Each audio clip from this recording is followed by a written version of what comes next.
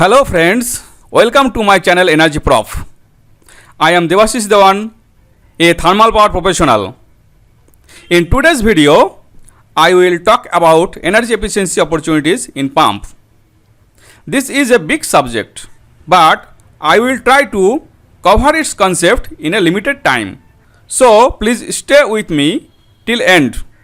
Let's go to the topic.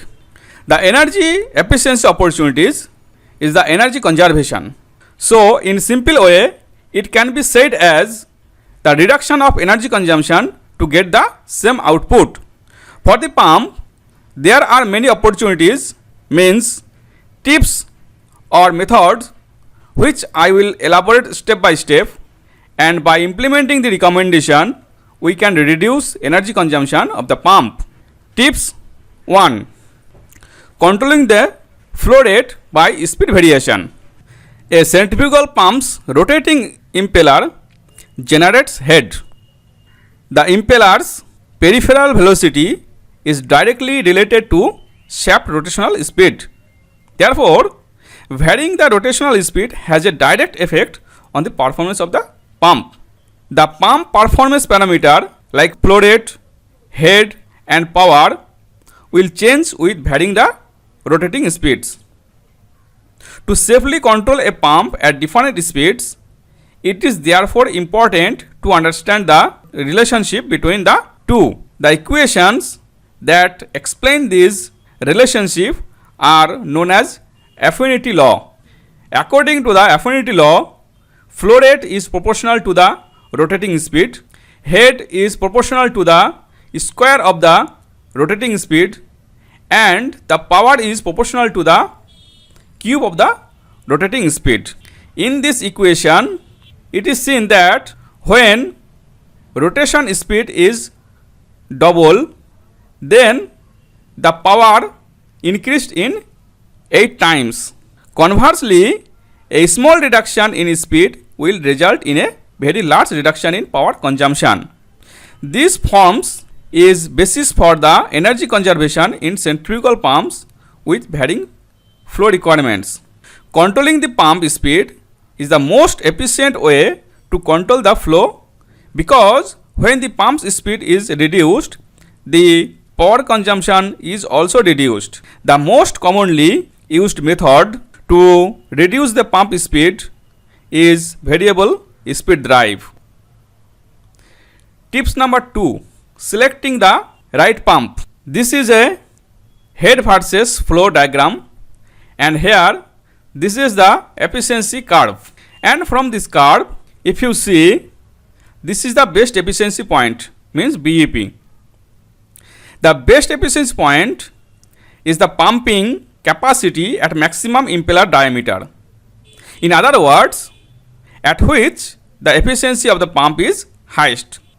All points to the right of the BEP or left of the BEP have a lower efficiency.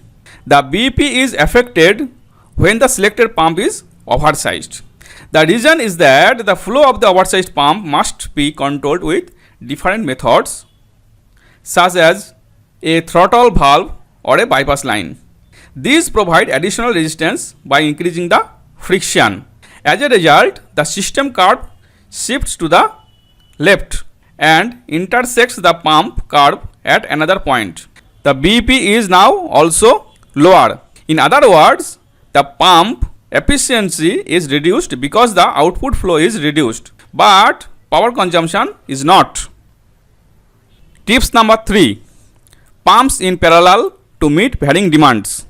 Operating 2 or more pumps in parallel and turning some off when the demand is lower can result in significant energy savings. Pumps providing different flow rates can be used. Parallel pumps are an option when static head is more than the 50% of the total head. Tips 4. Eliminating flow control valve. Another method to control the flow by closing or opening the discharge valve. This is also called throttling the valves. It has some disadvantages, like it does not reduce the power consumed as the total head, that means static head, increases. If you see this curve, this is the system curve at valve 100% opening condition, and the pump curve crosses at point A. When the valve throttle to 50% means at point B, its system curve deviates from the original location to this, and flow reduced from 500 meter cube hour to 300 meter cube per hour, and by this the head increased from point C to point B. Throttling of the valve increases vibration and corrosion, and thereby increases the maintenance cost of pumps and potentially reduces their lifetimes. So VHD are a better solution from an energy efficiency perspective. Tips number 5. Eliminating bypass control. The flow can also be reduced by installing a bypass control system in which the discharge of the pump is divided into two flows going into two separate pipelines. One of the pipelines delivers the fluid to the delivery point, while the second pipeline returns the fluid to the source. In other words, part of the fluid is pumped around for no reason, and this is energy wastage. This option should be therefore be avoided. Tips number 6. Impeller trimming. Changing the impeller diameter is an energy efficient way to control the pump flow rate. However, for this option, the following should be considered.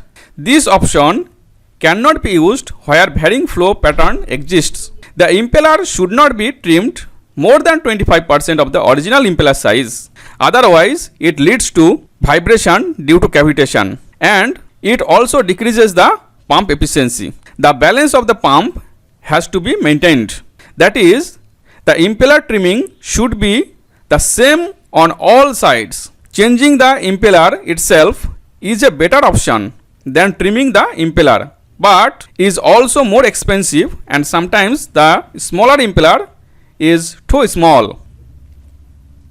Tips number 7. Start stop control of pump. A simple and reasonable energy efficient way to reduce the flow rate is by starting and stopping the pump, provided that this does not happen too frequently. An example where this option can be applied is when a pump is used to fill a storage tank from which the fluid flows to the process at a steady rate. In this system, controllers are installed at the minimum and maximum level inside the tank to start and stop the pump, and one can use this method also to avoid lower the maximum demand by pumping at non-peak hours. Another good example for the start-stop control of pump in any industry is firefighting system. In the firefighting system, main pump stopped after getting sufficient pressure. Then, depending upon the line set pressure, the small jockey pump are start and stop accordingly. So, thank you friends.